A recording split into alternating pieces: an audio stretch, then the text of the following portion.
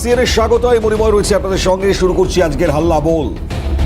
আজকের হাল্লা বলে একটু শিক্ষার পরিসর নিয়ে আলোচনায় ডেফিনেটলি যেতে হবে আমাদেরকে, কারণ শিক্ষাঙ্গন এমন একটা জায়গা যেখানে আম পাবলিক সাধারণ মানুষ প্রত্যেকেই চান রাজনীতি তার বাইরে যাতে থাকুক, কিন্তু বিশেষ করে শিক্ষাঙ্গন বলতে গেলে কলেজ বলুন, ইউনিভার্সিটিগুলো বলুন, বা ইনফ্যাক্ট বিভিন্ন সময় স্কুলেও পলিটিক্যাল বিভিন্ন পরিস্থিতিগুলো তৈরি হয়। তার মধ্যে তো উল্লেখযোগ্যভাবে যাদবপুর, যার নামটা হয়তো শিরোনামে থাকবে। যাদবপুরের যে ঘটনা ঘটে গিয়েছে, যে তাণ্ডবের ছবি আপনারা দেখেছেন, এখন সেখান থেকে তো অনেকগুলো প্রশ্ন সামনে এসছে।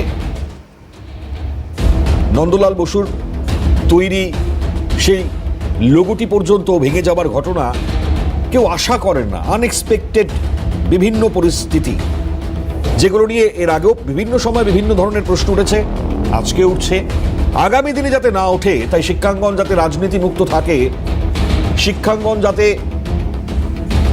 এমন জায়গায় পরিণত না হয় যেখানে স্লোগানিং চলবে, দেশ বিরোধী স্লোগান উঠবে, এই পরিসর থেকে যাতে সরানো যায়, তার জন্য রাজ্যের নতুন সরকার তারা কাজ করছেন। তারা বারবার এবার বলছেন যে এটাকে আগে মুক্ত করতে হবে। তো যাদবপুরের মতন জায়গায় যখন আজাদি স্লোগান ওঠে, তখন প্রশ্নগুলো আবারও নতুন করে মাথাচাড়া দেয়। কিন্তু যাই হোক, এই ওরা ঘটনার মধ্যে যে তাণ্ডবের ঘটনা ঘটে গিয়েছে, ঘটনায় একটা তদন্ত কমিটি গঠন করা হয়েছে।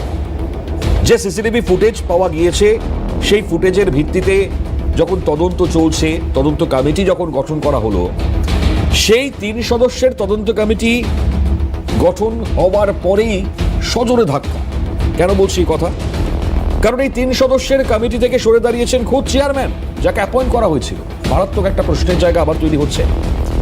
আবার আরও একটা প্রশ্ন, যে সিসিটিভি ক্যামেরাতে যখন দেখা যাচ্ছে সবকিছু, যে অভিযুক্তরা বা কারা কারা এই ধরনের ঘটনা ঘটিয়েছে, তো তাদের শনাক্ত করতে এতটা কেন সময় লাগছে? এই প্রশ্নগুলো এখন বড় প্রশ্ন যাদবপুর ইউনিভার্সিটি নিয়ে শুরু হয়েছে।